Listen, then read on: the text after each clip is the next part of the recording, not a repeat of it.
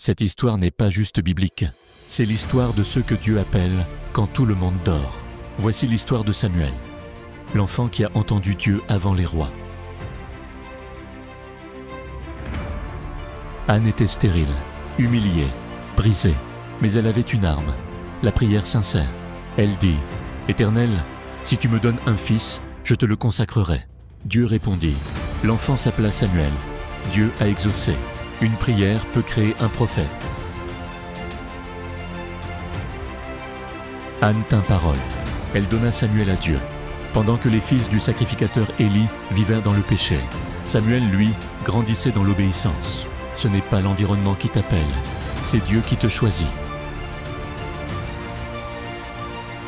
Une nuit, Samuel, il se lève. Me voici, mais ce n'était pas Élie, c'était Dieu. Après 3 fois, Élie comprend. Si Dieu t'appelle encore, dis « Parle Seigneur, ton serviteur écoute. » Dieu parla, Samuel écouta. Dieu parle encore aujourd'hui, mais qui écoute? Samuel grandit. Dieu était avec lui. Aucune de ses paroles ne tombait à terre. Il appelle le peuple à abandonner les idoles. Israël obéit. Dieu les délivre. Samuel dit, « Jusqu'ici, l'Éternel nous a secourus. Quand tu obéis, Dieu combat pour toi. » Le peuple dit, « Donne-nous un roi, comme les autres nations. » Samuel est attristé, mais Dieu dit, « Ce n'est pas toi qu'il rejette, c'est moi. » Samuel oint Saül. Dieu peut permettre quelque chose, sans que ce soit son plan parfait.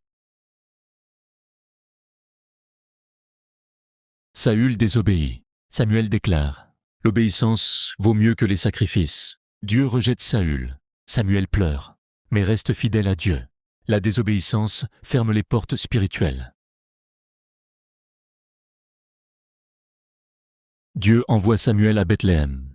Les hommes regardent à l'apparence. Dieu regarde au cœur. Samuel oint David, un simple berger. Dieu choisit souvent celui que personne ne voit. Samuel nous enseigne.